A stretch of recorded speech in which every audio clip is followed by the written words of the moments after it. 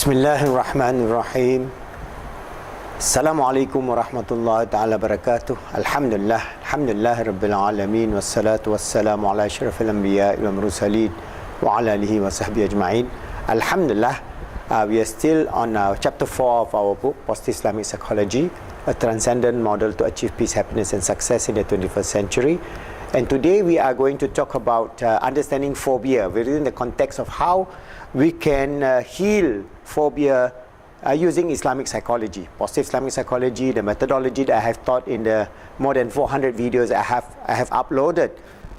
Inshallah, we will summarize this into various areas of, for example, healing using our approach, that is PICBT, Positive Islamic Cognitive Behavior Therapy, PICBT. That's our approach. There are more than 200 videos there in Islamic Psychology PIP. You can study that and then you can understand how we are actually approaching a lot of these psychological problems as well as mental problems that seems to be intractable, cannot be resolved. But inshallah, it can be resolved by the grace, the mercy of Allah and the help in which we understand the purpose and meaning in life and understanding our journey of how we are going to overcome challenges in life. And phobia is one of those challenges that we have to face. All of us have some sort of phobia. People have phobia of snakes, phobia of heights, they have phobia of poverty, phobia of even friendship. They have all kind of phobias. All right, so we have to figure out what are the phobias that are affecting us, and inshallah, if there are some of those of our friends, they have these phobias to the extent that it is disruptive to their life, then we can help them in a way. We're using Positive Islamic Cognitive Behavior Therapy. I'm going to give you some ideas as we discuss this issue. So we go to understanding phobia in chapter 4 of our book. I just read one or two paragraphs and then we can understand this. Phobias are a very common expression of neurosis. A phobia is a specific fear which is a way out of proportion to the things feared. So it is out of proportion. For example, a harmless snake, even is non-poisonous, we just go into very severe panic attack. It is an obsessively persistent, unrealistic fear which is inappropriate to the situation. So that is the definition of phobia. An obsessively persistent, unrealistic fear which is inappropriate to the situation. So fear of heights, for example, we dare not go up in the lift because as we go up in the lift, we think we're going to die. Or when we see ourselves at the top of the building, we think we're going to fall. All right, it's inappropriate. But that is the reality of those persons undergoing the situational condition of phobias. There are a number of well-known phobias, but there are many others that's not well-known. Theoretically, the list of phobia will be as long as the list of all things which exist. That means anything and everything can be a phobia for a person. If they have a very bad experience with cats, then it will be a phobia of cats. If they have very bad experience with dogs, it will be dogs. If they have very bad experience of even, for example, something that we do not know, bacterial infection, then they become very obsessive, OCD in terms of cleaning themselves and so on. So anything that exists can be a phobia. Since anything may serve as a stimulus for the phobic reaction, very common phobias include claustrophobia, the fear of closed places, acrophobia, the fear of heights, ophidiophobia, that is fear of snakes, etc. Phobias include both harmful and harmless objects of fear. It isn't the fear which makes a phobia, as phobias only include fear beyond what is normal for the situation. A person unfamiliar with snakes might have what we call a valid fear of or a healthy respect for fears. That may keep that person from indiscriminately handling snakes, some of which may be poisonous. An unrealistic fear might be expressed by the person who screams, cries and becomes hysterical in the presence of a snake. So they just cry and scream and jump on the table and so on. So that is a phobic attack. I think phobia will be a good expression of mental illnesses to explore further. Some of the factors affecting the development and treatment of phobia, which are relatively simple form of mental illness, have importance to the development and treatment of mental illness in general. By understanding this, the simple, we'll be able to understand the complex. All right. So I'm just reading to you, and then I'm going to recap what I have taught you in the previous 200 over videos. from the Islamic perspective, we have level or hierarchy of our realms of existence. And remember our model, we have the self, we have within ourself the qalb, we have the ruh, ar-ruh or the spirit, al-qalb or the heart, we have the al-akal, all right, or the mind, and then we have the jasad, al-jasad. So this is our Ghazalian model in terms of the realms of existence. Remember, they are all the same thing. From the perspective of the innate nature, we are living in various realms in a composite reality. All right? So our consciousness is driven by FET. What is FET? I've explained to you. Feelings, emotion, and thoughts. So the hierarchy of what is expressed at our spiritual, emotional, mental and physical level is driven by feelings, emotion and thoughts.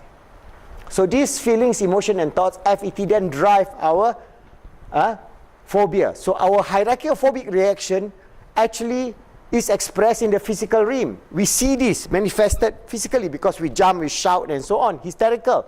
But that is actually the last aspect from our understanding of the inner nature of human beings. We are not operating at the TEF, that means thought, emotion, feelings. We start with feelings first, and that feelings comes from the supraconscious, that is coming from the realm of the spiritual, emotional and mental. So this supraconscious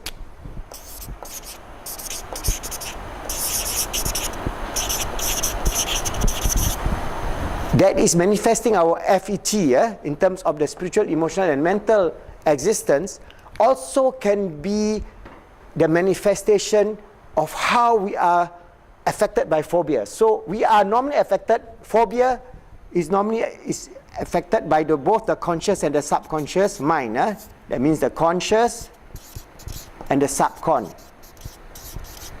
Alright, this is where we see this usually manifested.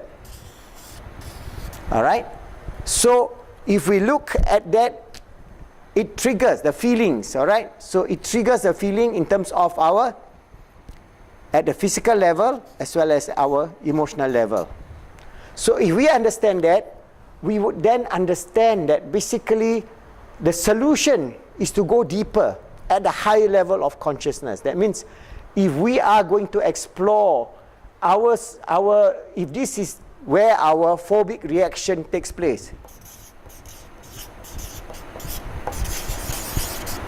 our phobic reaction takes place, then we know that we are operating at a very narrow level of the self. That means we are depending on ourselves, relying on our conscious and subconscious mind, which triggers the physical manifestation of the phobic reaction. This triggers physical manifestation, all right?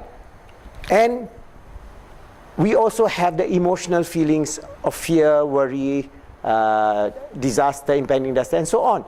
But there is a biggest realm that we actually have excluded. That is the realm of the spiritual and the realm of our connection with Allah subhanahu wa ta'ala. So this is a very powerful weapon, very powerful tool for Muslims. So whenever we have a phobic reaction, the Islamic way of life is to go back to understanding that all our reaction in this world are just what? It's just basically expressions of some aspect of our existence. So we have expression of some aspects of our existence at a physical level. We can feel it, all right? We have some understanding of the aspects of our existence at the subconscious and the conscious mind. Yes, we can feel it. We have some existence of our understanding at the emotional aspect. Yes, we can feel it. All right, but this is the spiritual understanding that Islam offers to all people in the world. If you want to have assurance, because only in the assurance of Allah, only in the assurance from Allah can we then control our emotional, conscious, subconscious and physical self. Because in terms of the hierarchy of being, our being is, we are a spiritual being.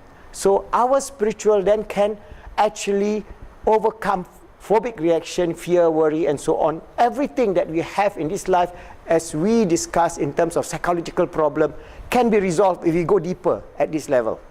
But to go deeper at this level, then you must be a believer. Because if you don't believe in spirituality, you just take this.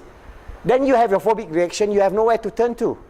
In Islam, we have Allah to turn to. So there are many ways of doing it. In our book, there is the aspect of meditation, aspect of contemplation, aspect of reflection, aspect of doing the exercises in terms of overcoming phobic reaction and so on.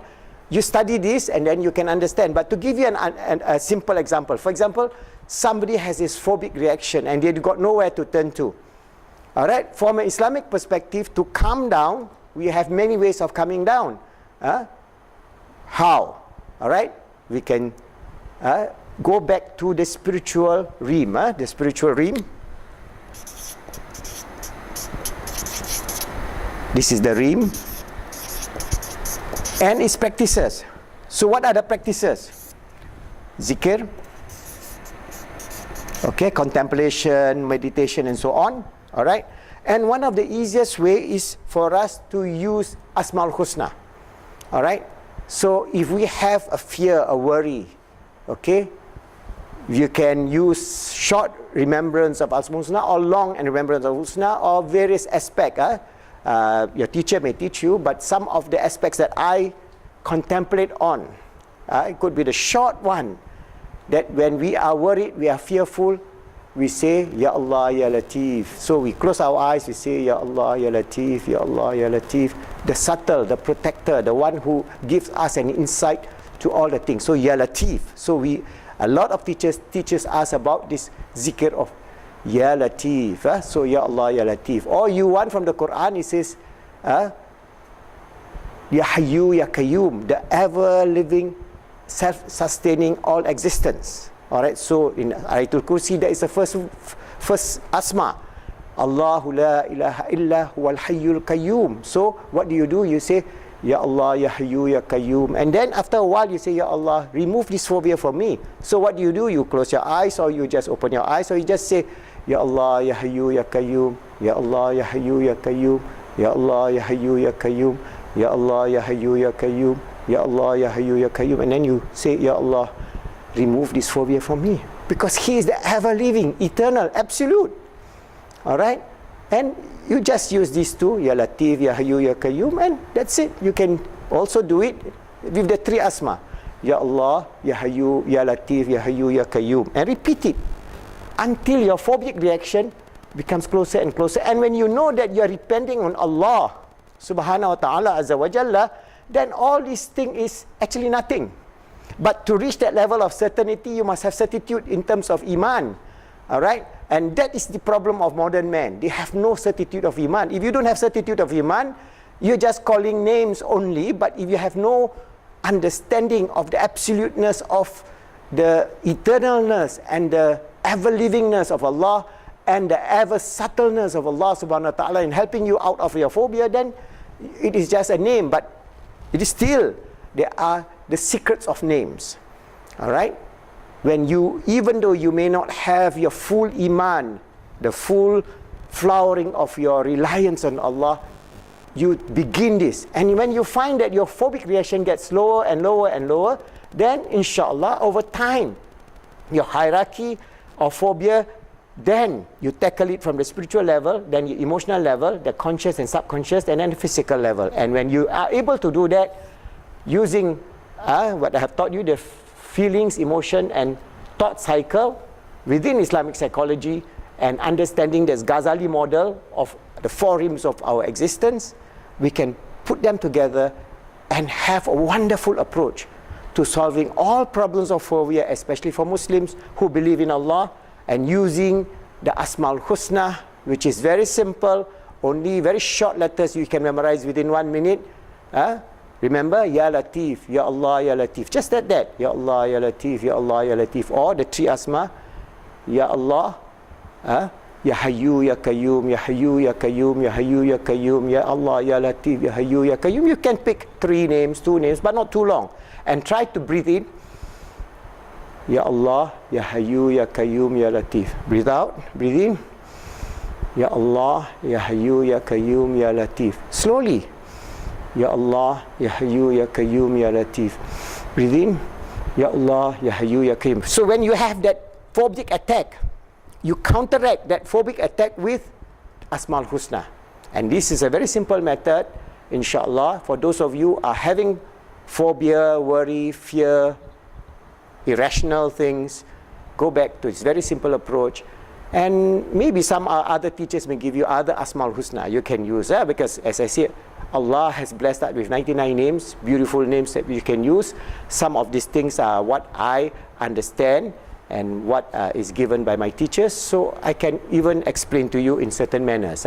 But sometimes some of you, you may want to have a longer zikir. Okay, if you have a longer zikir, I can recommend to you, again, starting with Allah, Allahu la ilaha illa huwal hayyul qayyum, ya hayyu ya qayyum. So, ya Allah, ya hayyu ya qayyum, la ilaha illa anta.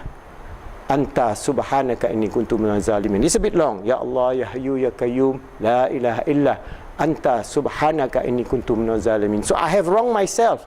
We acknowledge our wrongness and seek to overcome whatever problems that we have in life. So there are many approaches. Remember, these are things that you can understand within the perspective of spiritual healing of anything and everything in the world. Whatever you desire, Allah will give you. Inshallah, if you understand that we have tawakkal on Allah, we have Allah as our helper and protector, we have Allah to overcome all our psychological problems and challenges in life, but the whole process must come about with the increase of iman, taqwa, and our sense of reliance and submission to Allah. Inshallah, all this striving, understanding that we are His servant, His sincere servant, and His Khalifa on this earth, a wonderful role that He has given us. Always try and strive to make ourselves good, help others to be good, and make the world good, inshallah.